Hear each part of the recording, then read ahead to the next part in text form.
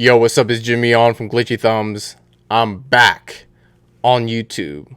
At least I'm going to try to. I took some time to figure out what I really wanted to work on. And I know I got a lot of new things set up, like a new mic. I got a new ring light to help with the lighting. But I'm just going to focus on one thing at a time. Right now is updating old games. And we're going to be updating Hoverboard Drift Simulator, which was a game I built in Buildbox 1. And I felt like it still has some legs. So we're going to just, work out some bugs and try to get the new update out onto the App Store. Also, I'm trying out a new format.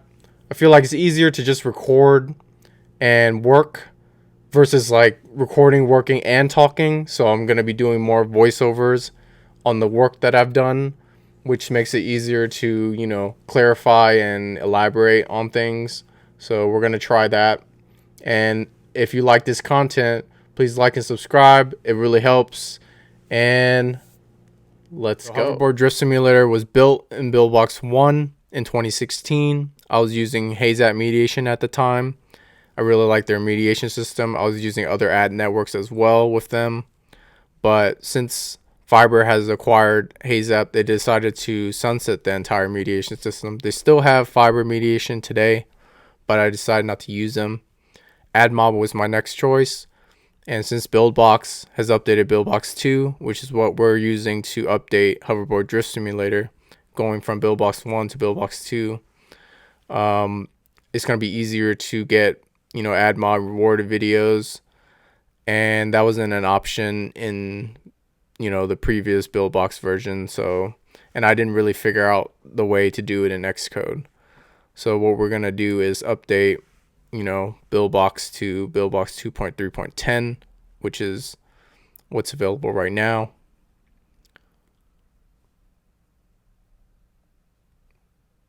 And then open Buildbox 2. First thing I did was create a backup of my current gameplay just in case I want to return to it later.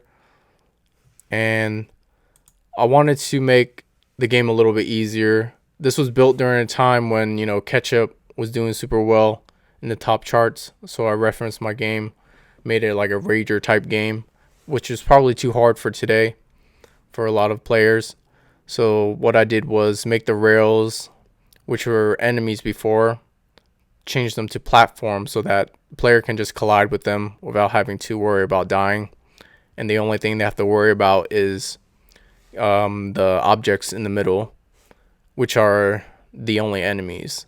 And that makes it a little bit easier. So what I would have to do that on each scene. That can get a little tedious, but, that's just what I have to work with, using no-code software.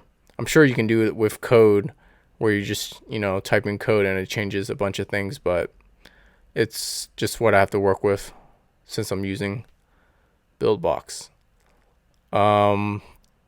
What I'm trying to do is just make the game easier. And I would have to change all the rails in the game.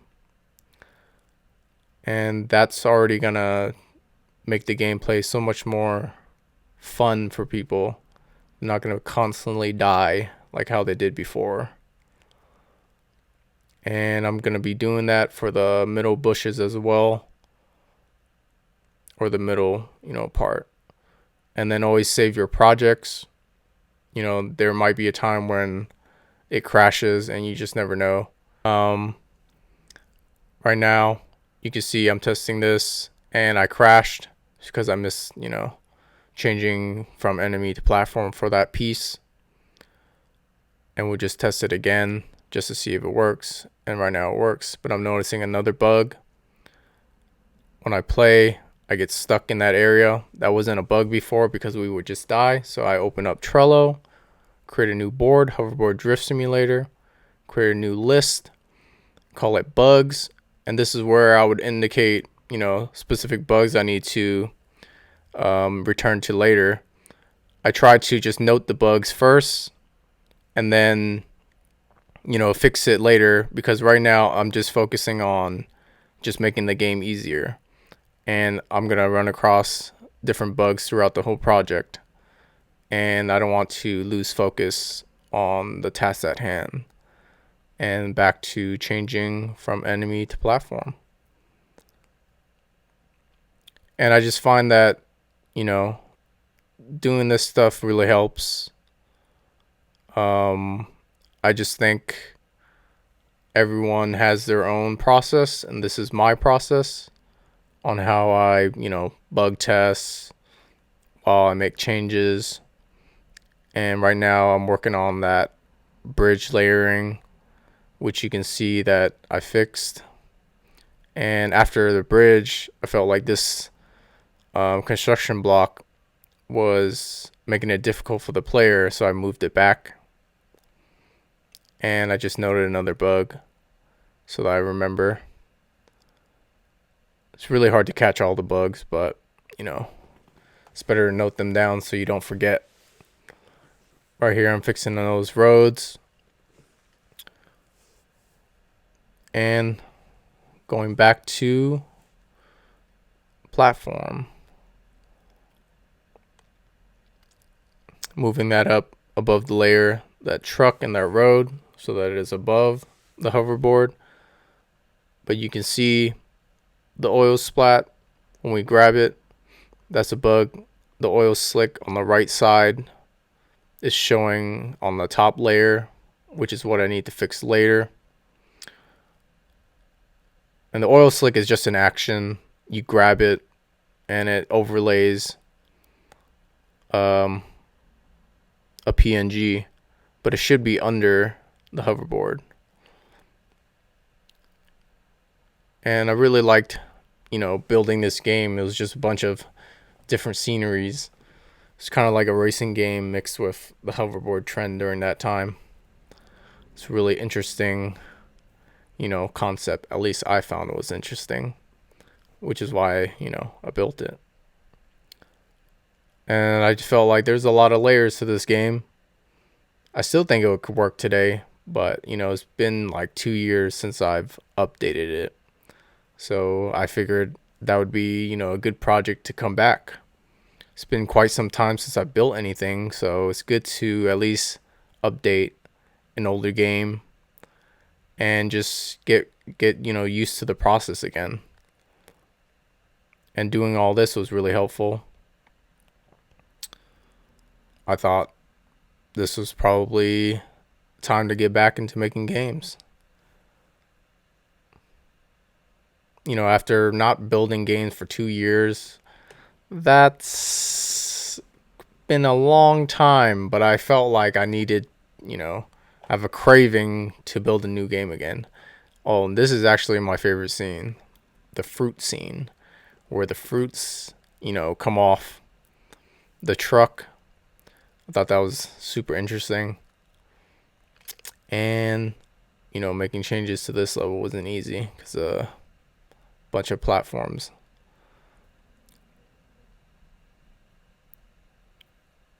And right here I noticed, every time there wasn't this bug before where the hoverboard would just run over it and the fruits will just, have a defeated animation.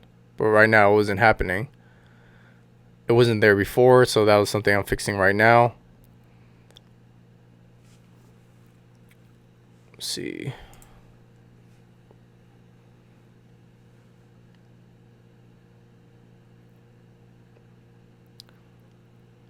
And what I did was, give damage to the fruits, I believe. No, I didn't. That's not what happened. I gave damage. I made the fruits into an enemy. And then I put damage of 1 on the hoverboard. So that way, when you run into the fruits, they get defeated. And that was the fix for this scene. And it worked out really well. But then there was a new bug. Now that I'm, have a damage of 1, that destroys any other objects. So I needed to figure out, how to fix that. And I was just adjusting some of the fruits to see what happens. I think previously I set it a certain way. But the only solution would be to give each object health. That way, more health than the damage the hoverboard's giving. So that's what I did. And that worked pretty well.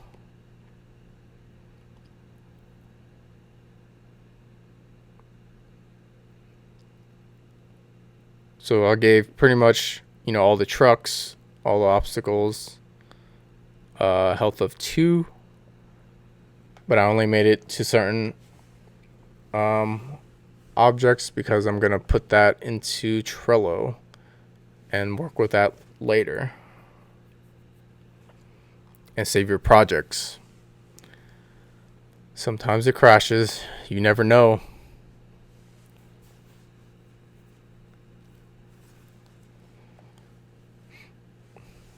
Yeah, I was just trying a bunch of things. So keeping, the damage 1 was the thing that worked.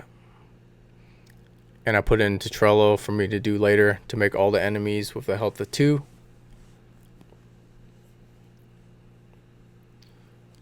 But yeah, that scene was pretty fun. So if you see it in the game, the fruits don't kill you.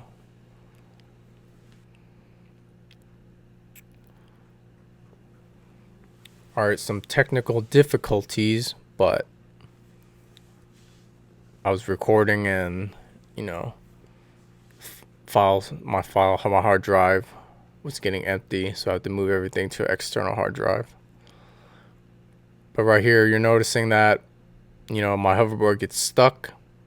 It's because of the collision shapes of the new platforms, since they're not enemies anymore.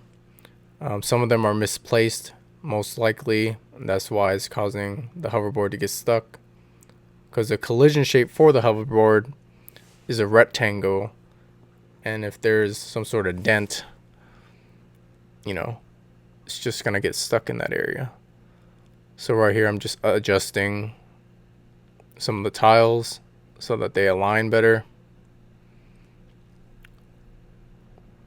I didn't have this issue before, but making the game easier is gonna break some things, and you just have to troubleshoot and figure it out. So I'm adjusting the collision shape here. Felt like it was too far out. But the problem with this was, when I adjust one thing, it affects another thing. So probably wasn't a good solution. And you'll see why later in the video. Save your projects, otherwise you're gonna regret it. I mean, I just do it because it's Buildbox. There's occasional crashes, and there are times where, you make a lot of progress, and you don't want to lose that progress. That's just how it is.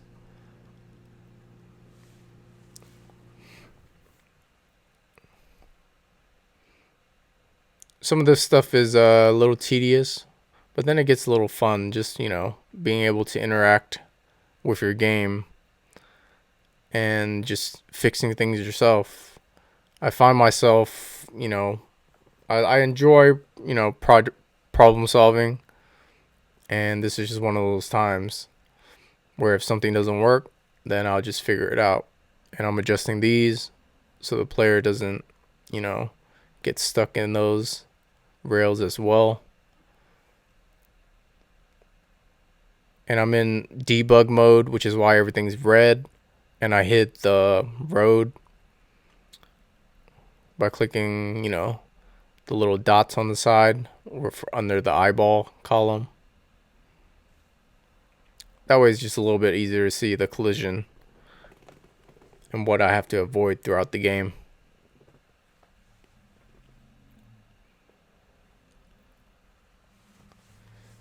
And now I'm just positioning everything in the same Yeah, you know, when I built this game, I didn't really use whole numbers, and that's a big issue.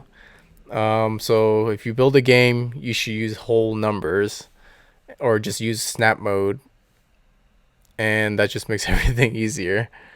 You know, I was just trying to build this game as quick as possible, just placing stuff, and now all the numbers are just like all over the place. So if I adjust one thing, it affects another thing. So it's good to just have, um, you know, whole numbers at the start, and you don't have to worry about that issue. And every piece for the map were individual pieces for my game. So anything that I would adjust, it kind of affected the other pieces. So that was really a big issue with the collisions. And you can see I'm just like troubleshooting to figure out how to, you know, fix this. And save again. Save. But yeah, see, like once I, you know, move a certain part of the map, everything just gets unaligned. And that's not really good for visual purposes. And I just had to align them back. You know, the solution didn't occur to me until later. You know, I'm just doing all this now. It's been, you know, it's been 2 years since I've built anything, so I kind of forgot a lot of the, you know, stuff that I would think about when building a game.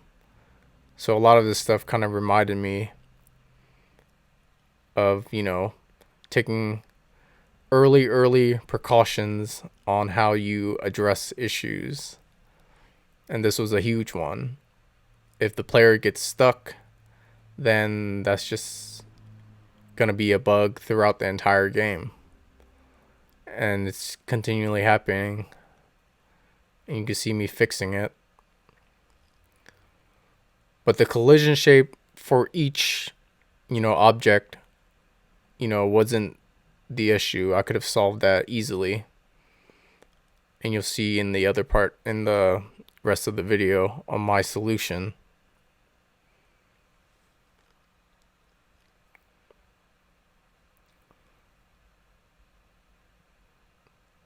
Like what I'm doing right now is just like temporary solution, but this is only working for just one of the scenes, which is gonna be a bummer because there's about 40 different scenes, and if I have to adjust each tile, that's gonna be a pain in the butt.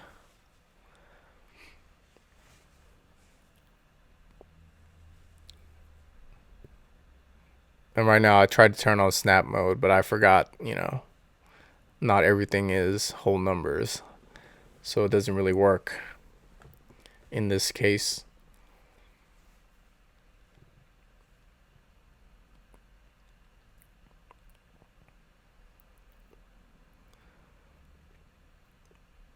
And the other issue is, you know, making sure things align because everything's in pieces.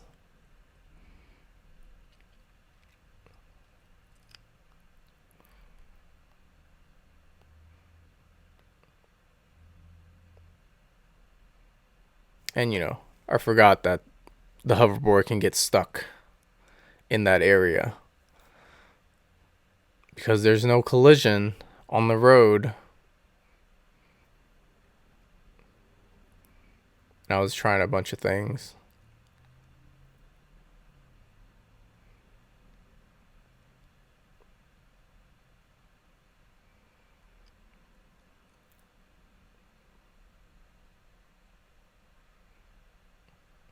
And I save again. Yeah, I was finding that I was saving a lot. I think it was just more so reflex. Once I finish the scene, I don't want to lose it, so I just save the project.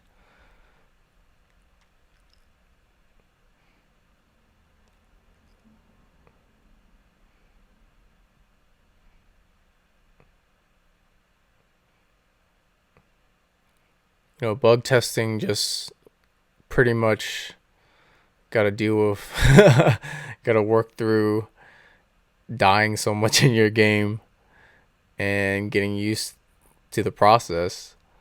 It's just part of building a game. If you don't like testing it, that's going to be a huge problem. You don't want to release a game with a bunch of bugs. So now we're on scene 13. And all this stuff that I was doing, it pretty much made me realize a better way to do this. But sometimes you don't think about it.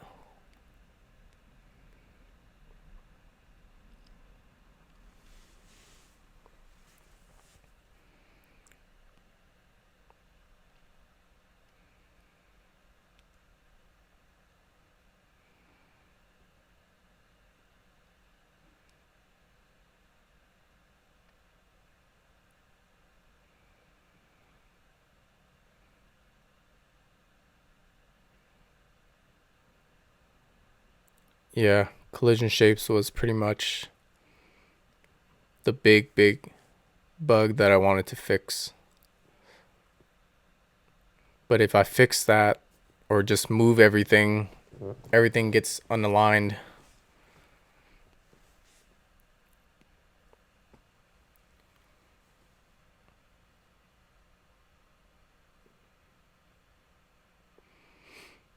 But you can see like my, the way I kind of problem solve is I just try a bunch of things, see if it works.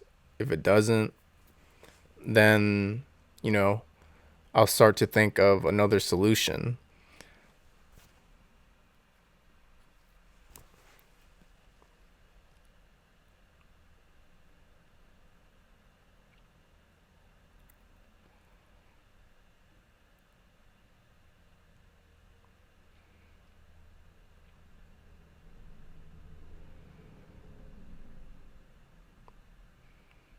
And this little red cube that you see, or this red square, is just how I was playing the sound for the hoverboard. And it would just spawn, and then it would just play a sound. And that was just a little hack that I had to use to get the sound going for the hoverboard.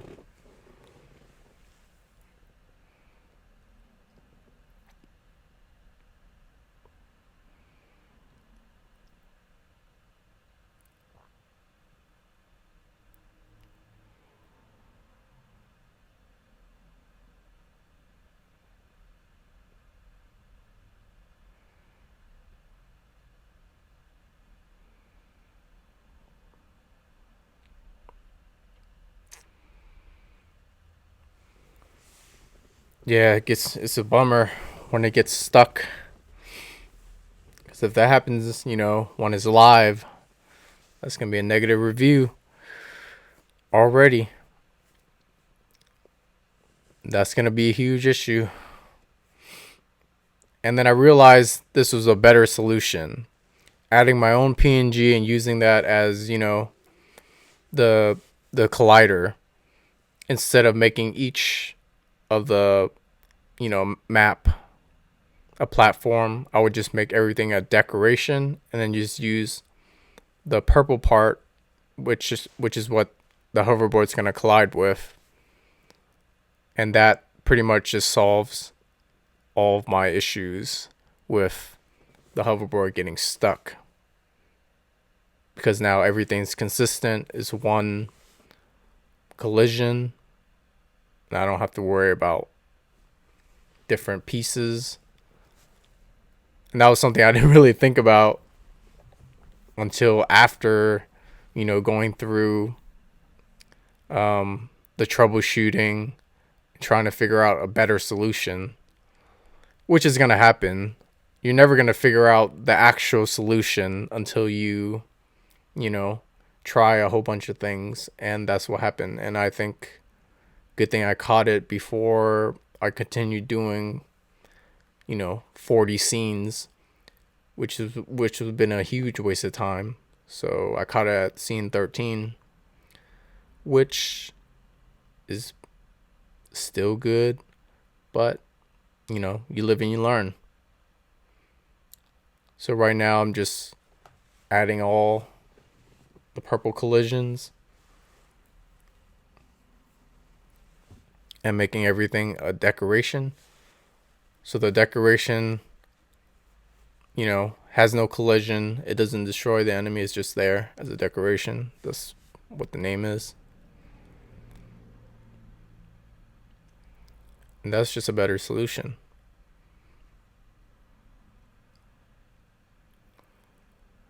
Works better. And also I could just copy and paste that fixed PNG, which is, you know, the colliders, onto the next scene. And most of the scenes are very similar, so it makes it easy to, you know, bring it over to the next scene and I have to worry. I just have to kind of adjust it. You know, if the scene was a little bit longer.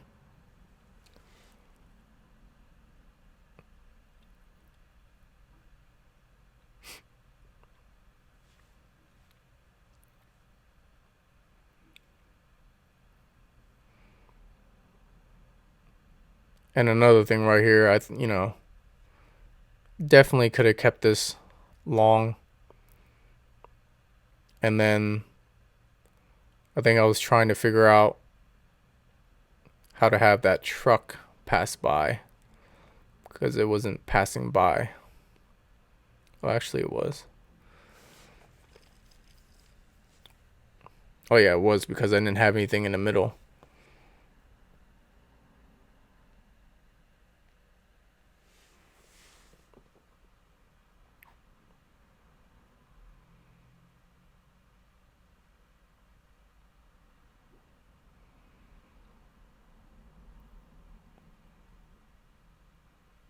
And you know, when there's no, you know, collisions, which is what I was trying to accomplish here, where the roads were, the character's going to go off the road and behind in areas it shouldn't be.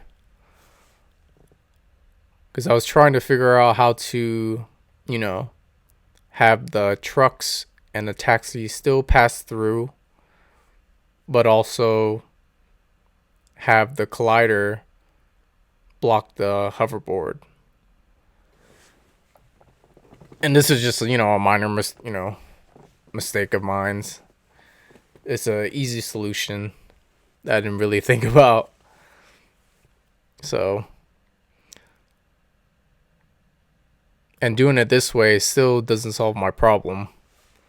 The hoverboard's still going to go into the road and go off road.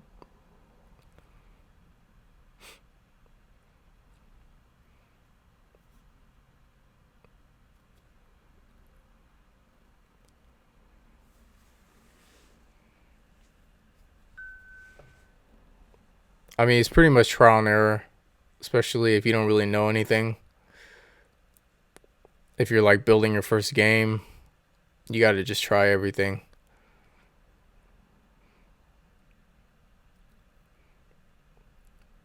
And I think right here I realized that I made a mistake. That I could have just clicked, you know, the taxi and that truck and changed their collision type to no collide.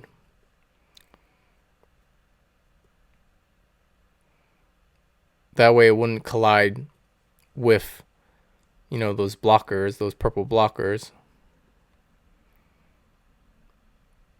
But it would still destroy the enemy if I ran into it. I mean, destroy the character if I ran into it, which is what I tested, and that was the solution to this problem. So yeah, you can see I'm learning by trial and error.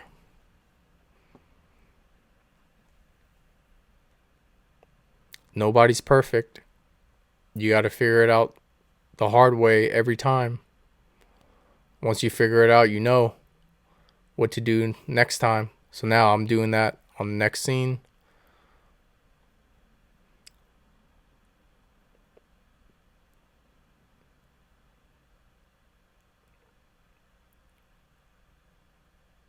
And now it just comes down to bringing all those purple blockers on the rest of the scenes.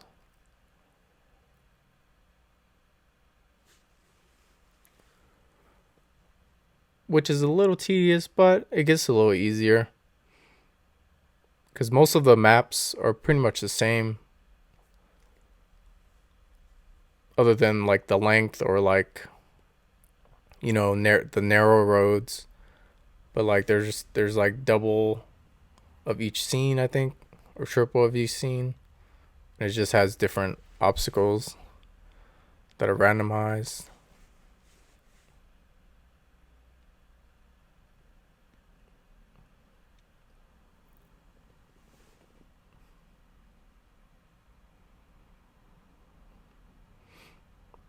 I think once you figure out a solution and you run with it, that's when the fun part, kicks in.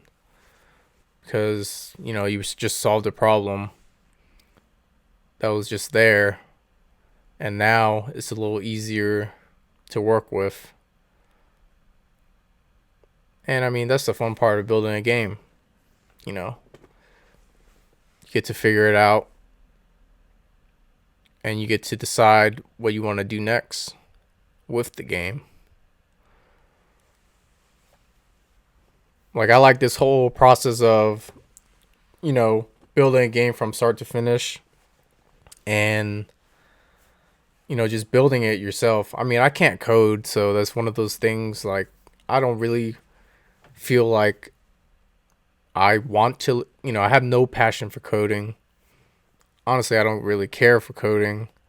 And it's just one of those things that, my brain is just like, I don't want to do that. But I don't mind like messing with making a game in this with Buildbox. It's just more intuitive for me. It's easier for me to work with. And I mean, I'm not going to say that I might code in the future. I don't know yet. It's just like right now, I'd just rather do this and build a game. It's just more intuitive and easier at this point.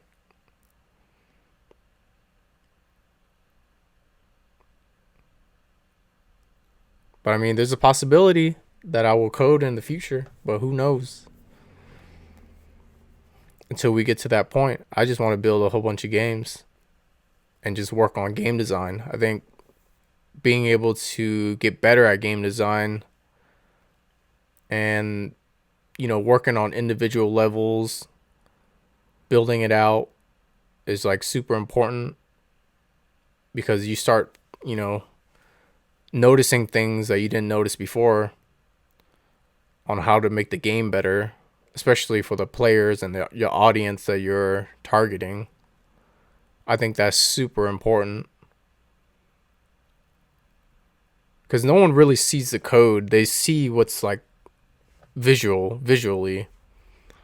So that's my focus, is what's on the screen versus behind the scenes.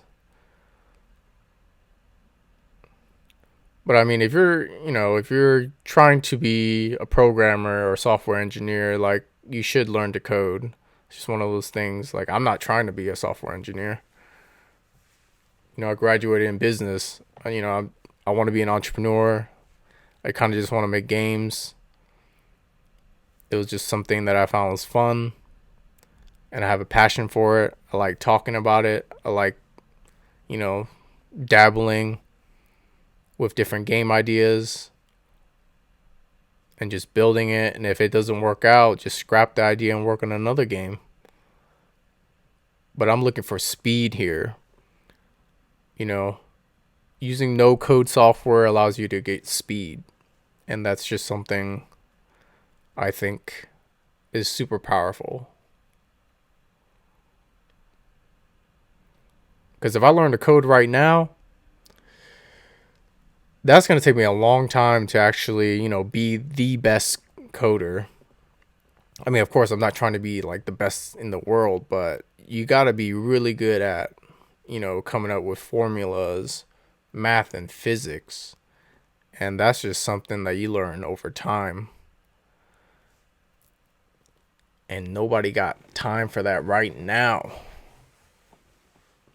I got a lot of things to do. And that's just something a lot of people don't think about. Like, a lot of people just say, okay, you should code, but like, what about the other parts of the, the business? Like, what about the art? If you're learning like how to make 3D models, you have to learn that too, and that takes time. And game design, you gotta learn, what's a really good game, what's a good mechanic, how to put feeling into the game, all of that, and just making things like easier, like what I'm doing now with my game. That's just something that I'm focusing on, which is more important for me than coding, to be honest.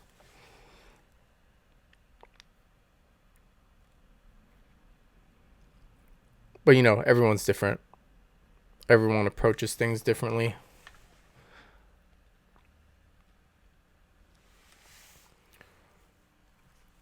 Yeah, pretty much I'm just rambling at this point. But I mean, this is interesting stuff that people should be talking about. I mean, see, now this is the interesting thing is when I record my, work and then play it on the screen like I'm doing now, I can actually do voiceovers and talk, especially during the times when, right now is just getting all the purple blockers on each screen. It's not really much going on, but I can talk about other stuff. So that's the beauty of voiceovers. And something went wrong there. I was getting stuck.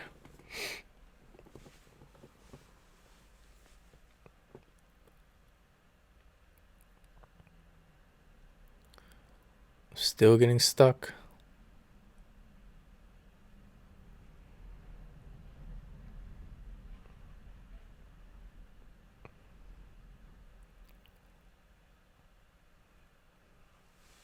That's another issue. Because once I thought I figured it out, I didn't. And that happens. But what could it be now? What could it be now?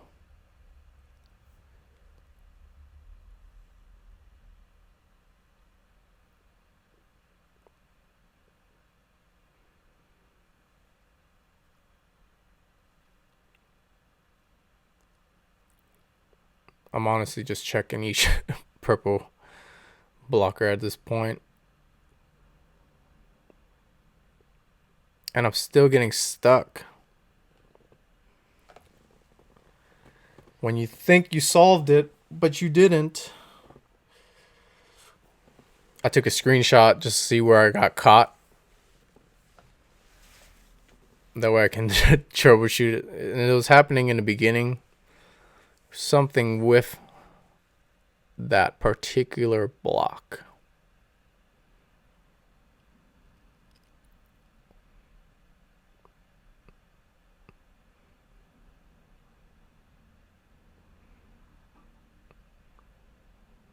So I was just adjusting it to see what would happen. Still getting stuck.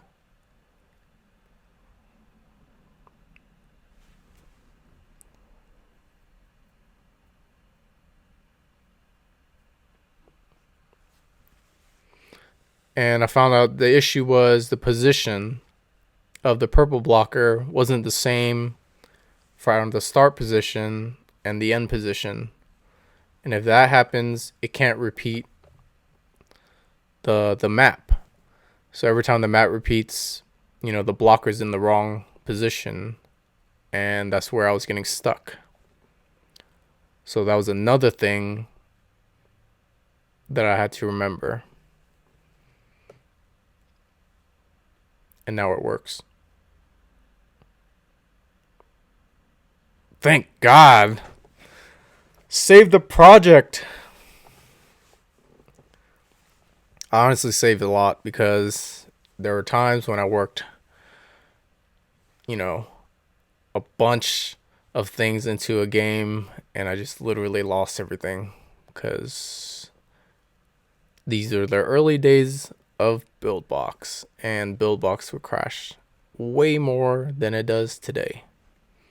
It's a little better today, but you know, you still get occasional crashes.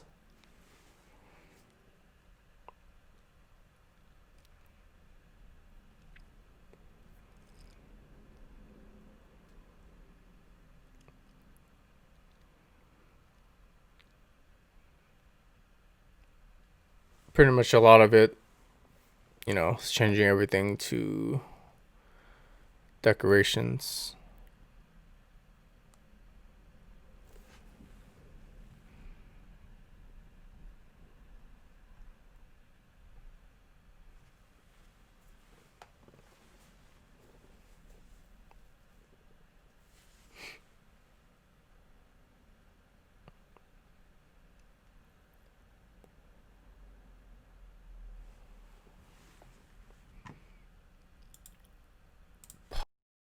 Zoom. All right.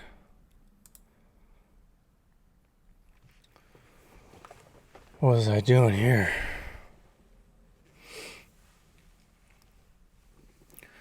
More purple blockers.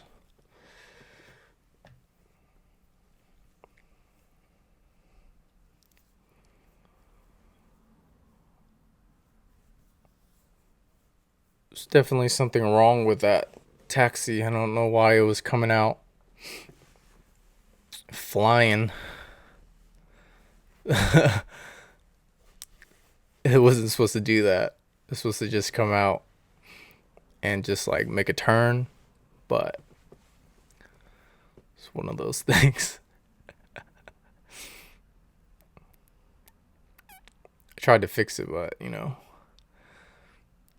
that's what we're gonna have to work with.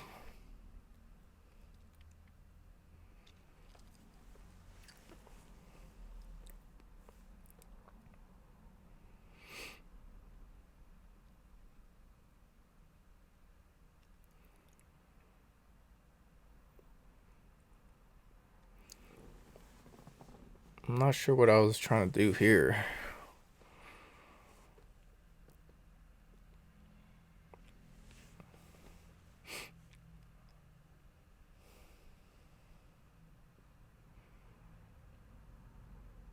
Save the project. Save the project.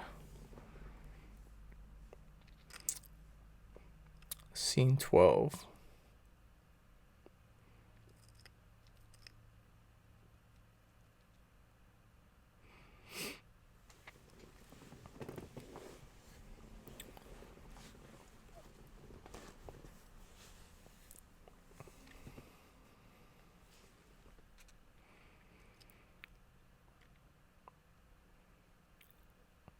Yeah, the easiest thing was being able to copy and paste those purple blockers over. Otherwise, that would suck to have to do it on each scene. That would be the worst case scenario.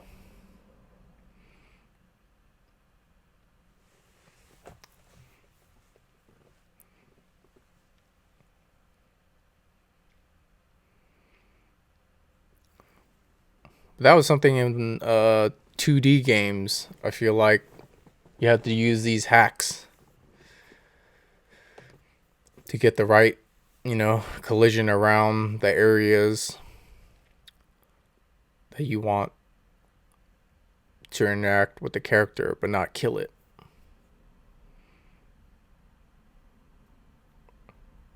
I think I did that in Sneaky Ball Go too. So that's something that I'm remembering now.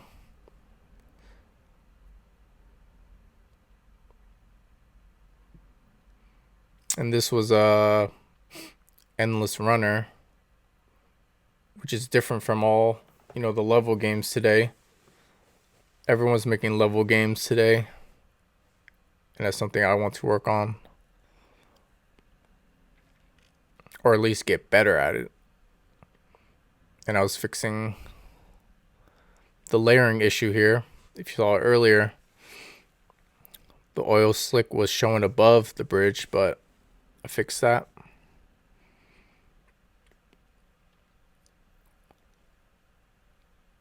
This one was a little bit tough to work with because of the dirt. It's a little weird to have, the purple blockers in that specific area because the player is going to be like, well, I can't go over there. So, and in this scene, you can see the tan bar where the dirt starts. You can't see it in the gameplay, but you can see it right here. When you grab that, it's an action, and it slows down the character to make it feel like, the hoverboard got caught in the dirt, and then it has that extra trail.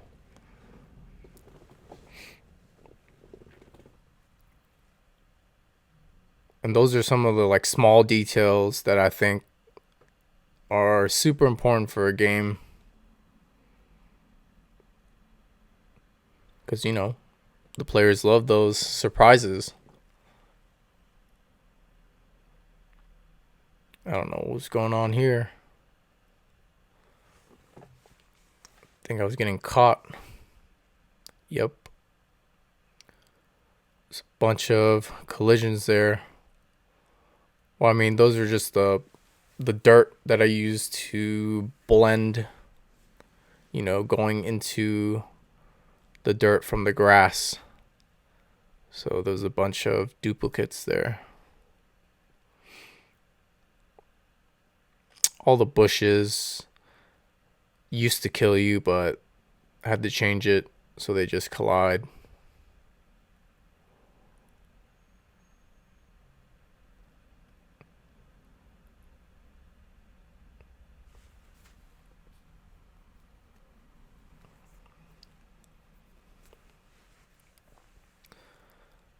And now it's time to set up, the custom purple blockers to match the scenery. To give it some room for the player.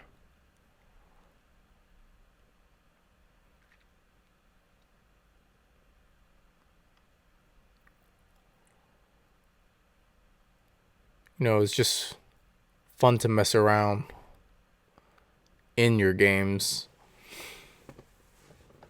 but also make it kind of realistic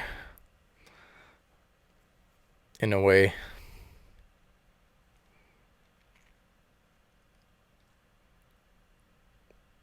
Which was what I was doing in this game. There's a bunch of scenery in this game, like there's water, there's dirt, there's desert, and you kind of like pretty much ride your hoverboard throughout these different sceneries. I thought that was pretty cool. This was actually my, best game that I've built that did pretty well. It was in the top charts at one point. And I'm super proud of it. It did what it did, and I'm trying to update it now to see what else it can do. I mean, right now it only has banner ads in it, but what can I do with rewarded video and interstitials?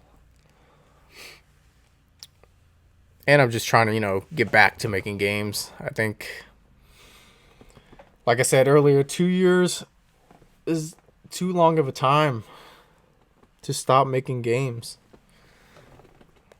It's kind of like trying to scratch my itch. I'm seeing some incredible games being made with Buildbox 3, and I still need more practice, but, I feel like it's a good time to hop back in and see what else I can make.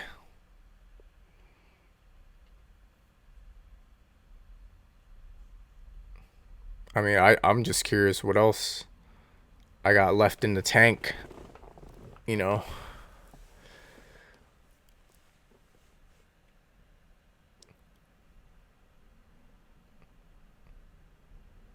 Because I have a whole bunch of ideas that I've thought about, but coming down to build it, that's could be a problem, I think. because there's a lot to learn, a lot of trial and error to do still. Oh, you won't see that truck during the gameplay because, you know. And here's another bug that I noted. You know, the dirt on the left side on the action. So when you grab that action, there's a dirt trail. Something need to fix later. Because that dirt trail is showing above the hoverboard, which it shouldn't have.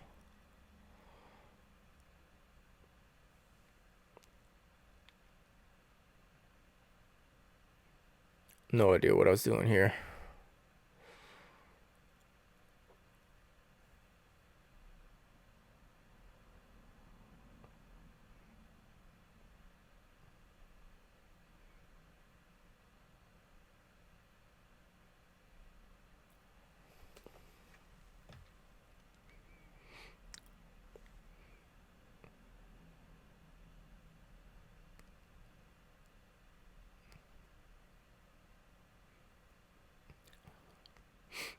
I would just put level 16 so I remember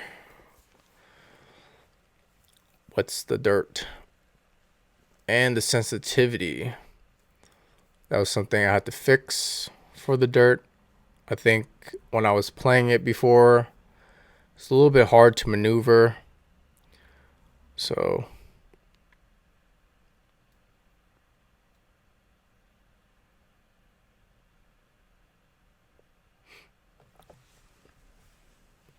this water scene was legit. Reminds me a lot, you know, going over the Bay Bridge.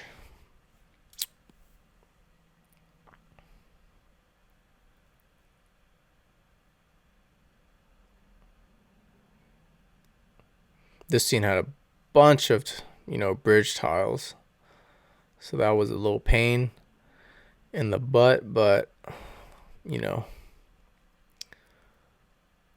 it's better than having to adjust each one's collision. If I did that all the way up to here, that would suck.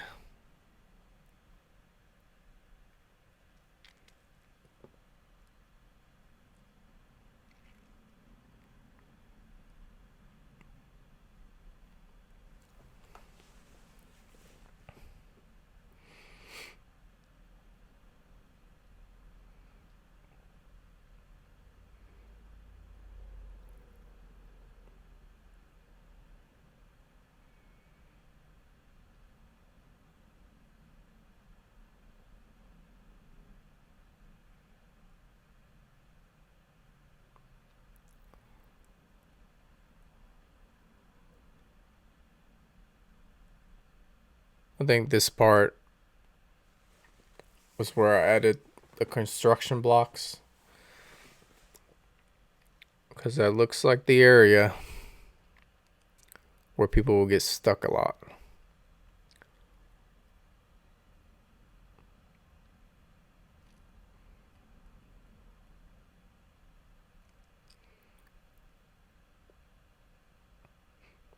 I had to fix that.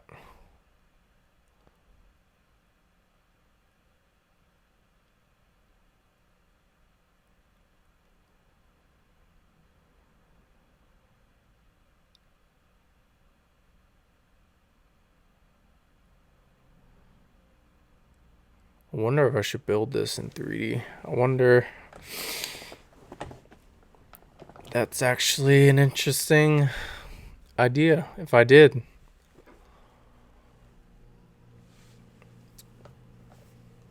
That's something I might do. Maybe though. We'll see.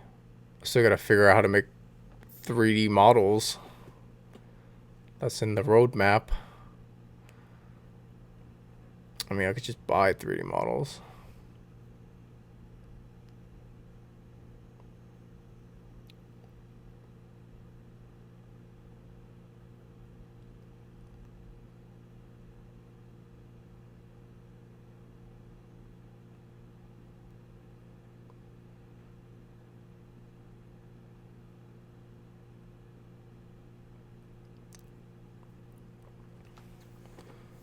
Yeah, this was one of those custom levels I had to build for the purple blockers, but worked out perfectly.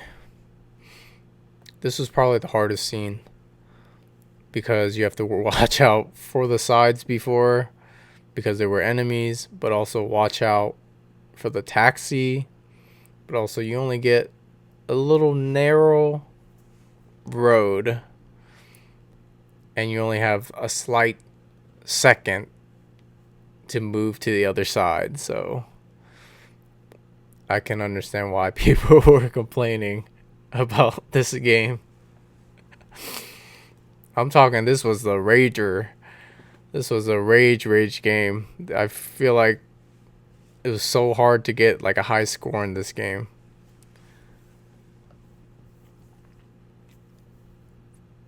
It might be way easier now to do all that.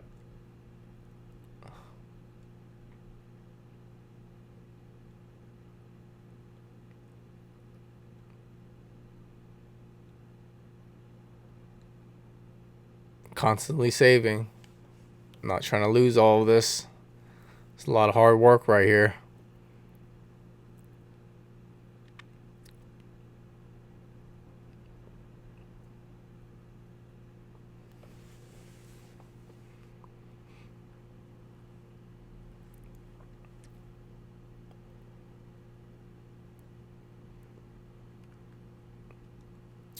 Damn, but grabbing an oil slick. So the oil slick, increases your speed. So it makes you a little more, sensitive to everything. And that was just an extra, surprise and wonder in the game. Like if I grab this, what will it do? Will it kill me? Will it throw something on the screen? I think that's the interesting thing, that's in like Mario Kart. You grab those mystery boxes and it gives you an item that you can use to throw at your enemy or at another player. And those are the little things that I think is important for every game, to throw those surprise and wonders, because that's just what makes the game fun. You don't really know what's going on unless you play it, and then these random things show up, and that's the fun part.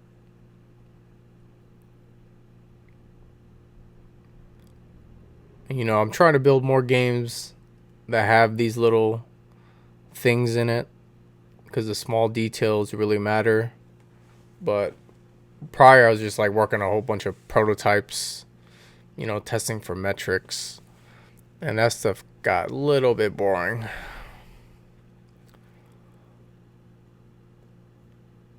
Sometimes you just gotta, go back to the beginning of where it all started. When I first started making games, I tried to make everything fun. I didn't really know about metrics like how it is today. I mean, I really didn't understand it early on about, retention, LTV, which is lifetime value, and like cost per install. Those are all like, good data points to know. But like, does that really make a fun game? It definitely works out in terms of the numbers, like getting your game to the top charts and being data driven, but are those games really fun? And a lot of games in the top charts are, filled with a bunch of ads. So that's, ruins the, the player's experience. The user experience is super important. And if you throw a bunch of ads, they're more likely to delete it. But then again, everyone has their data points, and I'm sure these top games already know, how many players return every day, and they measure out to the core. And that's how the business is. So you kind of have to do a little bit of both. I feel still make your game fun, but try to look at the numbers to see if people are actually coming back to your game, figuring out where you're pretty much losing them. Is it a certain level? Is the game too hard? Like for my game, it was probably way too hard, even though a lot of people played it before. But people, probably a lot of them left too, because it was super hard. Oh, and this scene, this zigzag is pretty fun. It's just a little, nice, different map for the game. I keep saying maps. I just see a bunch of different roads. I can actually add levels to this game and just add a whole bunch of obstacles. It's like an obstacle course. That could be something. But yeah, I don't want to get too far ahead. Still a lot of things I need to fix for this game.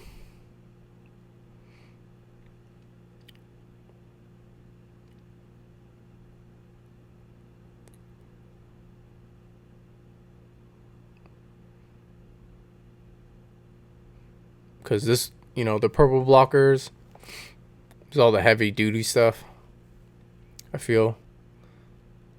No, I think, when I integrate ads in and testing it, that might be the biggest roadblock.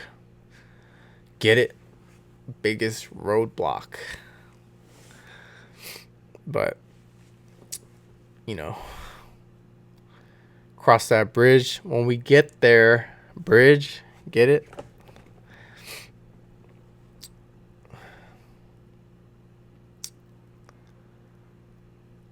It's a lot of testing. I think doing all of this literally took like hours. I'm talking about like 3 to 4 hours, maybe even more.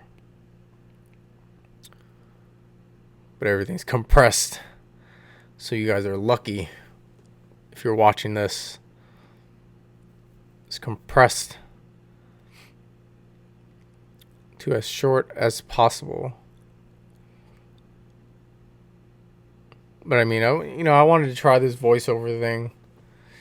Watching the changes I make, but also like commentating, talking. I think that's a new skill that I'm trying to work on. If I'm going to try to get better at YouTube, I got to work on talking. So that's a big, big, big goal of mine. And doing this stuff helps. So this new voiceover format is going to, be a big thing for me to practice.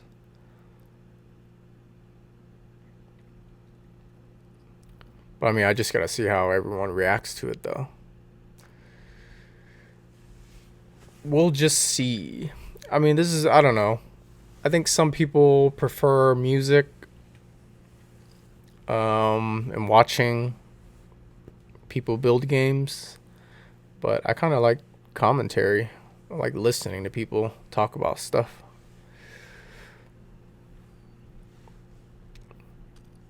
And that's just what I gravitated towards.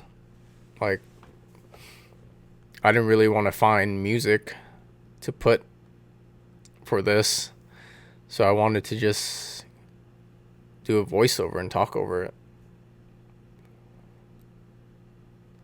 because this is going to be more interesting as I make more videos and all the stuff I actually talk about, because I really don't know what I'm talking about. This is just off the dome. I'm literally going off the dome, looking at the screen, talking about random stuff, but also talking about the game, talking about, making games, game design. I think as I progress and get better at this, everything's gonna be a little bit better. But so far so good.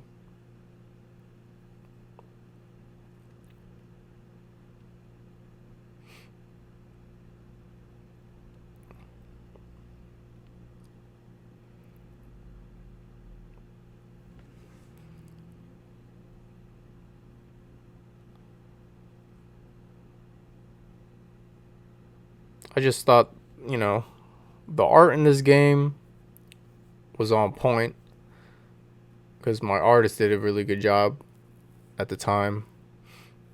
He was also my programmer as well, so he's literally, jack of all trades. But I believed he moved on with better things.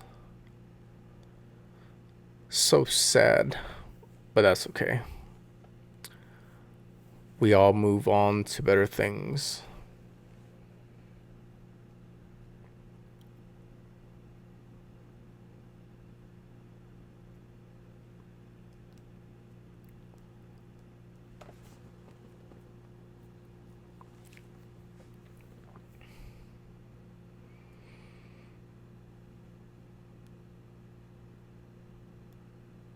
This will also help out with live streams too.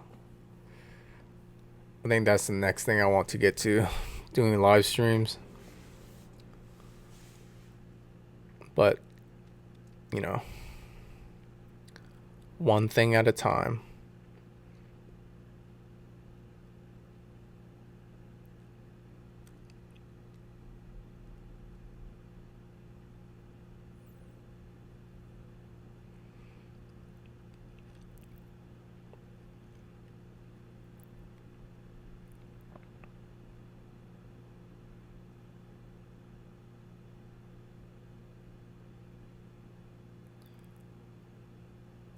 What was going on here?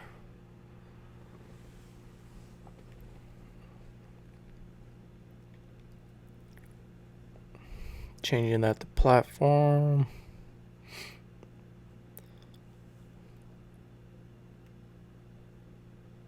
Oh yeah, during this part, I think I realized I should use the purple blocker in this part of the game too. Because I was struggling with messing with the tiles again.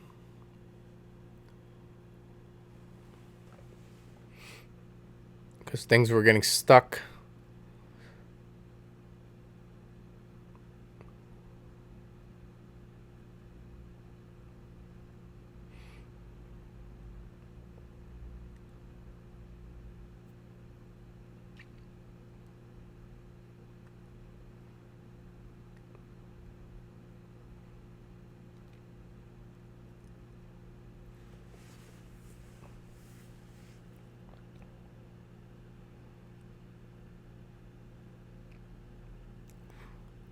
That reminds me, I have to adjust, I believe not the orientation, but the screen size. Somewhere in the settings, so that everything fits correctly on each device.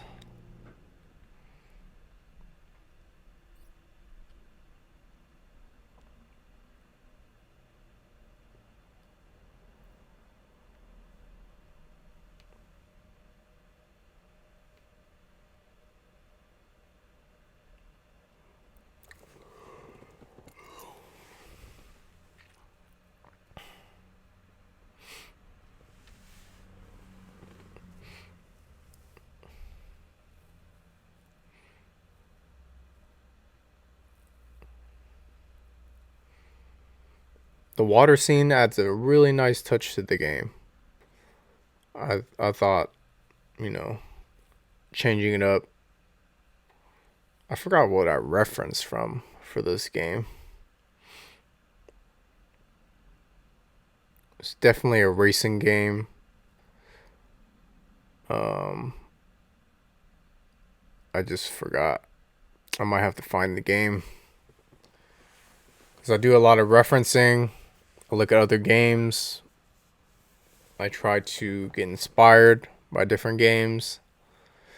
I think it would be interesting to show that in my future games, to show what's, the actual process of coming up with a game idea. I find that stuff pretty cool. How people, pull certain things from different games, or even just from videos, from movies, from books. That was something that I learned, that you can pretty much get inspired by anything and use that for your own games. Because pretty much everything's a game idea. When you look in the App Store, in the top charts, you can see everyone's just making a game out of anything at this point. Well, that's because everyone's trying to get the publishing deal, and they got to try as many ideas as possible. But, trying to take the solo route right now and see where this goes. I was always curious about, streaming, becoming a YouTuber. That's something I always thought about. Just never done it. But now I'm doing it now. While we're in quarantine, it's a good time to do it too. Everyone's home. Everyone's, consuming things online. But it just took some time to get that, mindset ready. Be ready for all this. Recording in front of a camera is not easy. It kind of takes, practice, and you got to spend a lot of time doing it. I made a bunch of videos, trying to get to this point, and I think I'm doing a pretty good job. So I'm just going to keep running with it while I have this momentum. Momentum's a good thing too, because, right now I feel like a lot of my energy has been brought back. So this is a time for me to jump back in and make more games after I finish, updating some of these games. But I think this will be an interesting journey from here on out. You heard it here. Here on out.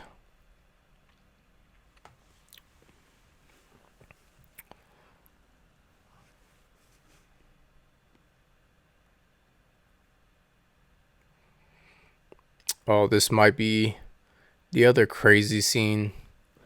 When the tank shows up, that's when it gets real. If you guys played this, the tank scene is insane. I think there used to be a bug. I don't know. I didn't see it when I was playtesting that level. But there used to be a bug with the tank where the bullet would just shoot in the wrong direction. I had no idea why, but I don't see it in this version. So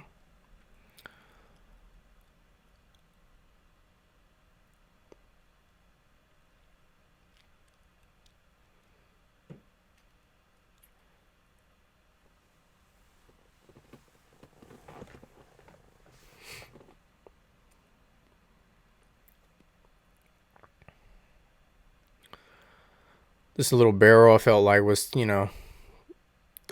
making the game a little bit more difficult than it should be. So I just moved it to the side. So, the player doesn't feel like they were gypped.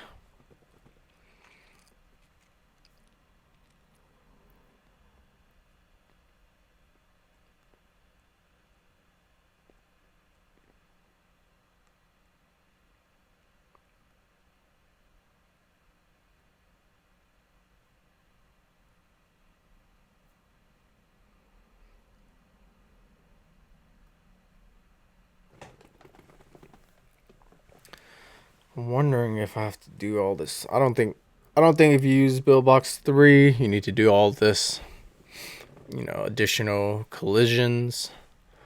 Maybe you do. I don't know. I haven't built enough games with Buildbox 3 to actually,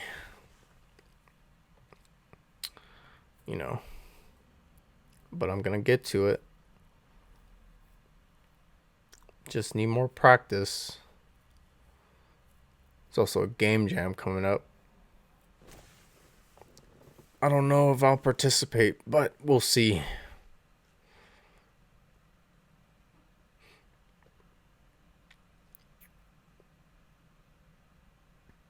So if you're watching and you use Buildbox, there's a game jam coming up. You should probably participate in it.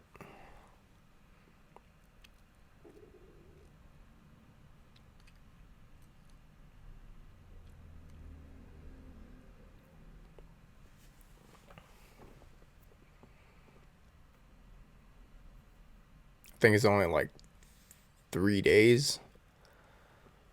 I forget. I gotta look at it.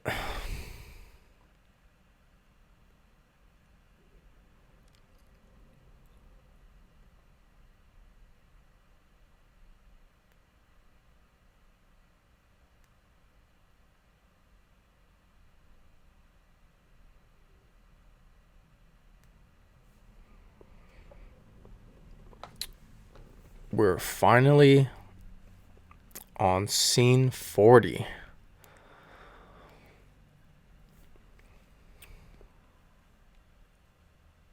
It's been a long time coming, getting through all these scenes. You guys are lucky just watching, a quick time lapse of everything.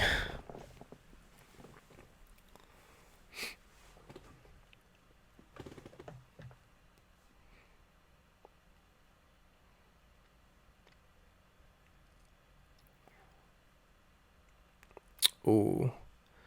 The helicopter scene, the other best scene. The tank and the helicopters. That was the change with the surprise and wonder.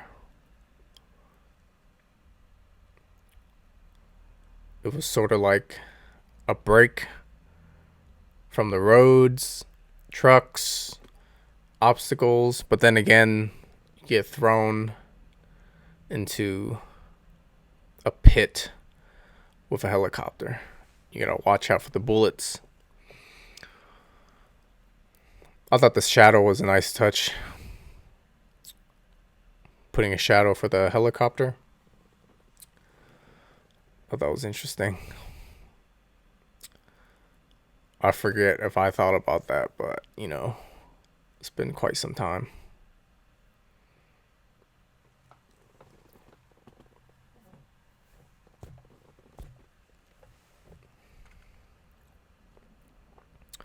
This scene had a lot of rails that had to change to decoration. Oh, this is the one to fix the layering issue. Put the character. And I was dying a lot because it's hard to play with the mouse. Usually it's a little easier on the device.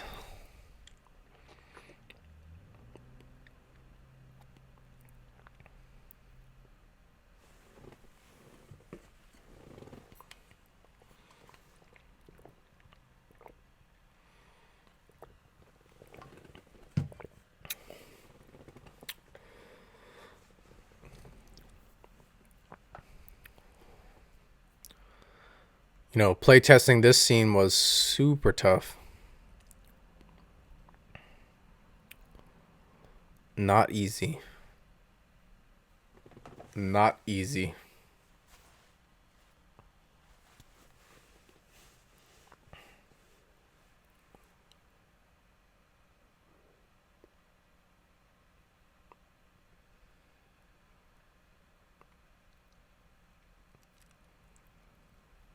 Oh, and right now, pretty much just finished with the blockers, and I'm just moving everything to the last layer so the purple doesn't show anymore.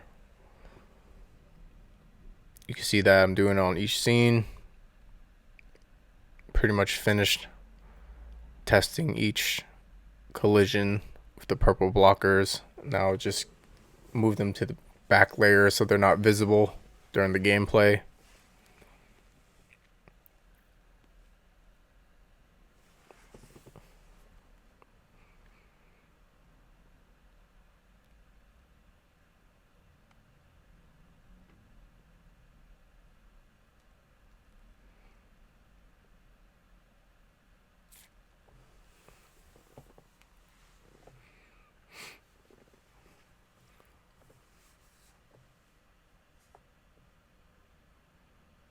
I mean, I could have did this while I was setting up purple blockers, but you know, I like to stick to one thing at a time, finish that task, and then save the, you know, the next task for later.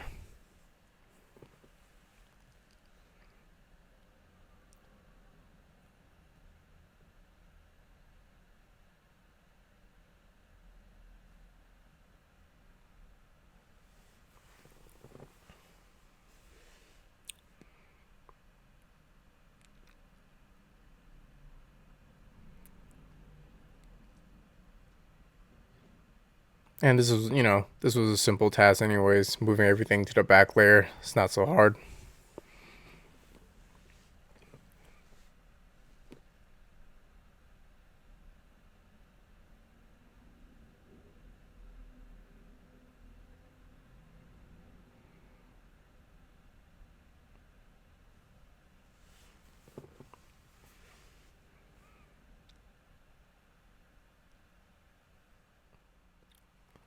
And save the project so we don't lose it.